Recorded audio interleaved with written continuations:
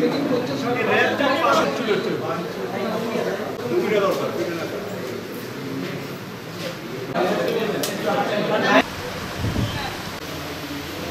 একজন ছাত্রীকে বিভিন্ন প্রলোভন দেখিয়ে প্রেমের ফাঁদে ফেলে তাকে দীর্ঘদিন যাবৎ বিভিন্ন জায়গায় আটকে রেখে ধর্ষণ করা হয় এবং পরবর্তীতে পতিতালয়ে তাকে বিক্রি করে দেওয়া হয়।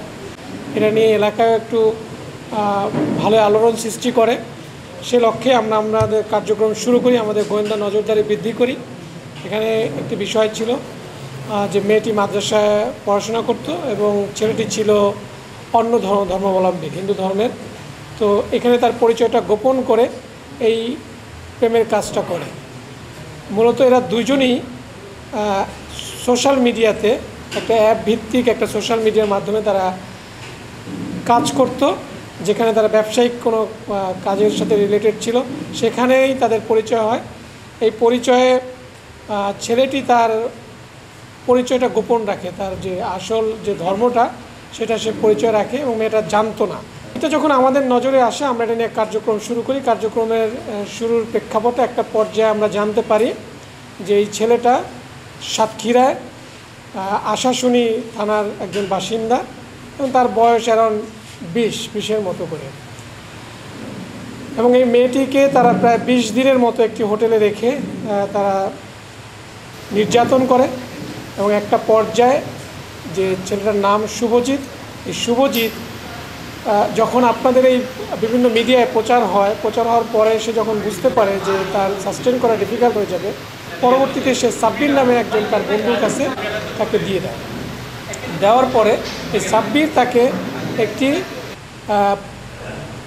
খারাপ জায়গায়, পতিতালয়ের মতো একটা জায়গায় তাকে এক সর্দারনির কাছে তাকে হ্যান্ড ওভার করে। এই পর্যন্ত আমাদের তথ্য আছে, তথ্য পেয়েছি। সেখান থেকে অন্য একটি সংস্থা মেয়েটিকে উদ্ধার করে নিয়ে এসে তাকে হাসপাতালে ভর্তি করা হয় এবং পরবর্তীতে আমরা এই যে শুভজিৎ তাকে খোঁজার জন্য আমাদের কার্যক্রম শুরু করি।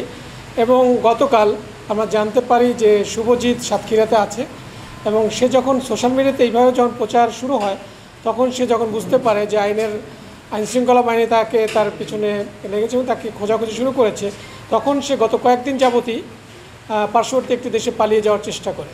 সে খবর আমাদের কাছে আসে। পরবর্তীতে আমরা আমাদের গোয়েন্দা নজরদারি, আমাদের র্যাব 11-এর তৎপরতা মাধ্যমে আমরা তার স্থানটা শনাক্ত করতে পারি এবং সেই শনাক্ত অনুযায়ী আমরা এখান থেকে আমাদের যে র্যাব 6 আছে সাতক্ষীরাতে, সেখানের একটি টিমকে আমরা বলি এবং সেখানে র্যাব 6-এর একটি চৌকস অভিযানিক দল গতকাল সন্ধ্যার দিকে একটা অভিযান পরিচালনা করে এই শুভজিৎকে আইনের আওতায় আনতে সক্ষম হয় এবং পরবর্তীতে তাকে আমরা এখানে নিয়ে আসছি এবং তার বিরুদ্ধে যে আইনানুগ যে প্রক্রিয়া সেটা প্রক্রিয়াধীন রয়েছে।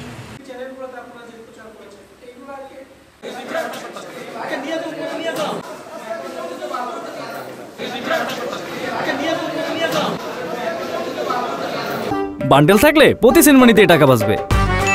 বিকাশ সেনমানি বান্ডেল কিনে জিতুন প্রতি লেনদেনে।